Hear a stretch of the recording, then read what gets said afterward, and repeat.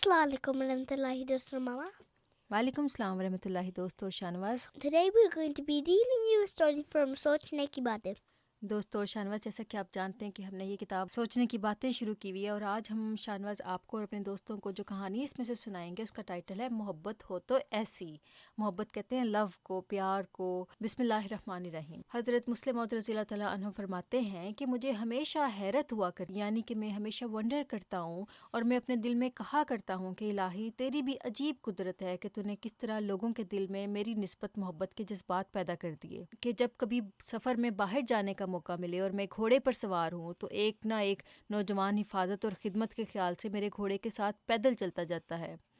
یعنی کہ حضور جو ہیں وہ خلیفہ تھے نا, تو حضور فرماتے ہیں کہ لوگوں کے دل میں اللہ تعالیٰ نے کتنی محبت ڈالی ہوتی ہے خلیفہ کے لیے. اس زمانے میں شاہنواز گاڑیاں نہیں ہوتی تھیں, تو حضور گھوڑے کے اوپر سواری کیا کرتے تھے. تو جب کوئی گھوڑے پہ حضور سواری کیا کرتے تھے نا, تو ایک کوئی نہ کوئی ساتھ میں نوجوان ساتھ حضور کے پیدل چلا کرتا تھا. Like someone would come with him لیکن وہ to پیدل protect چلتے, him. ہاں جی, تو وہ پروٹیکشن کے لیے ساتھ ساتھ پیدل چلا کرتا Yeah, تھا. but did they used to have weapons? جی ہوتے ہوں گے. اچھا, تو Yeah, like حضور آگے فرماتے ہیں کہ اور جب میں گھوڑے سے اترتا ہوں تو وہ فوراً آگے بڑھ کر میرے پاؤں دبانے لگ جاتا ہے. حالانکہ دیکھو جو پیدل چل رہا ہوتا ہے اس کے پاؤں زیادہ درد کرنا چاہیے نا, لیکن جو پیدل چلتا ہے اس کو حضور سے اتنا زیادہ پیار ہوتا ہے کہ جب حضور گھوڑے سے اترتے ہیں تو فوراً حضور کے پاؤں دبانا شروع ہو جاتا ہے وہ, اور کہتا ہے کہ حضور تھک گئے ہوں گے. پھر حضور فرماتے ہیں کہ میں خیال کرتا ہوں کہ میں تو گھوڑے پر سوار آیا اور یہ گھوڑے کے ساتھ پیدل چلتا آیا, مگر اس محبت کی وجہ سے جو اسے میرے ساتھ ہے اس کو یہ خیال ہی نہیں آتا کہ یہ تو گھوڑے پر سوار تھے, یہ کس طرح تھکے ہوں گے. یعنی کہ جب انسان کو کسی سے پیار ہو جاتا ہے تو پھر اس کے بارے میں سوچتا ہے, ہمیشہ اس کے بارے میں سوچتا ہے, اپنے بارے میں نہیں سوچتا کہ مجھے کیا تکلیف ہے. جب انسان کو کسی سے پیار ہو جاتا ہے تو we think more about them, جیسے مائیں اپنے بچوں کا خیال کرتی ہیں نا, اپنے بچوں کے بارے میں سوچتی ہیں, تو اسی طرح سے جب ہمیں حضور سے پیار ہے تو ہم حضور کے بارے میں زیادہ سوچیں گے. اچھا, مگر اس محبت کی وجہ سے جو اسے میرے ساتھ ہے اس کو یہ خیال ہی نہیں آتا کہ یہ تو گھوڑے پر سوار تھے, یہ کس طرح تھکے ہوں گے. وہ یہی سمجھتا ہے کہ گویا گھوڑے پر وہ سوار تھا اور میں پیدل چلتا آیا. چنانچہ میرے اصرار کے باوجود کہ میں نہیں تھکا, میں تو گھوڑے پر آ رہا ہوں, وہ یہی کہتا چلا جاتا ہے کہ نہیں حضور تھک گئے ہوں گے, مجھے خدمت کا موقع دیا جائے. یعنی کہ وہ جو نوجوان ساتھ میں آتا ہے وہ بار بار حضور کو یہی بات کہتا ہے کہ حضور میں آپ کے پاؤں دبانا چاہتا ہوں, اور پھر آپ تھک گئے ہوں گے, اور پاؤں دبانے لگ جاتا ہے. تو جہاں محبت ہو وہاں اپنی تکلیف انسان کو کم نظر آتی ہے اور اپنے محبوب کی تکلیف بہت زیادہ دکھائی دیتی ہے.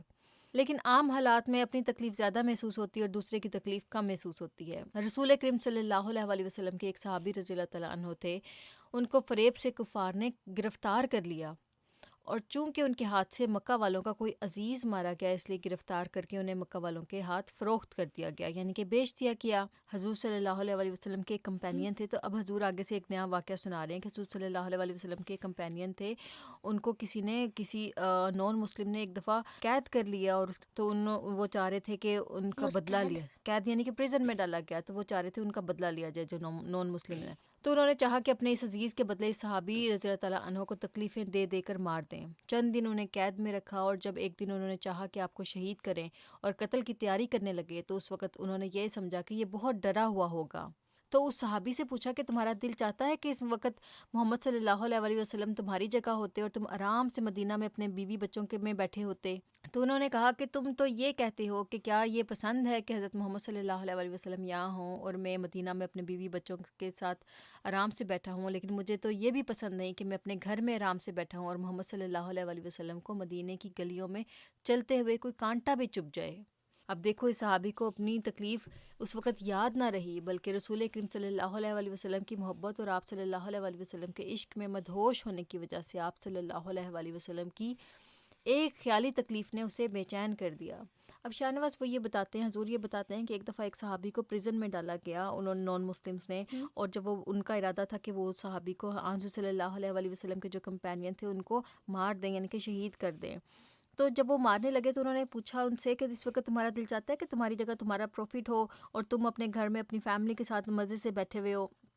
لیکن آج صلی اللہ علیہ وسلم کے جو کمپینین تھے انہوں نے کہا, پتہ ہے کیا جواب دیا؟ انہوں نے کہا کہ میں تو یہ بھی نہیں چاہتا کہ میں اپنے گھر میں آرام سے بیٹھا ہوں اور آج صلی اللہ علیہ وسلم باہر مکہ کی سڑکوں پہ گلیوں میں چلیں اور ان کے پاؤں میں ذرا سا کوئی چیز چبھ جائے, کوئی کانٹا چبھ جائے. یعنی کہ مجھے آج صلی اللہ علیہ وسلم سے اتنا زیادہ پیار ہے کہ میرا سب کچھ آج صلی اللہ علیہ وسلم پر قربان ہے.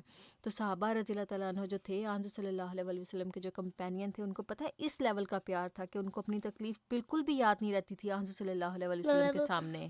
the level where he just keeps forgetting about his taklif. ہاں جی، تو ان کو یعنی کہ آنسو صلی اللہ علیہ وسلم سے اتنا زیادہ پیار تھا. تو ہمیشہ اپنے جو اللہ تعالیٰ سے پیار کرنا ہے اور آنسو صلی اللہ علیہ وسلم سے پیار کرنا ہے، اور آنسو صلی اللہ علیہ وسلم کے بعد پھر ہمارے جو خلفاء ہیں ان سے سب سے زیادہ پیار کرنا ہے، اپنی فیملی سے بھی زیادہ، ٹھیک ہے، اور جیسے وہ کہیں گے ہمیشہ ویسے ماننے کی بات کوشش کرنی ہے، ٹھیک ہے.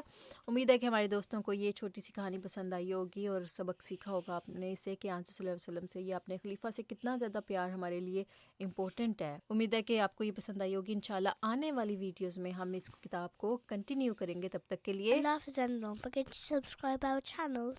اے واحد کا ہوں دل دادا اور واحد میرا پیارا ہے،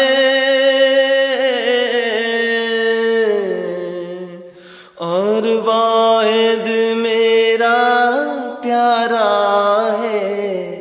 گر تو بھی واحد بن جائے تو میری آنکھ کا تارا ہے.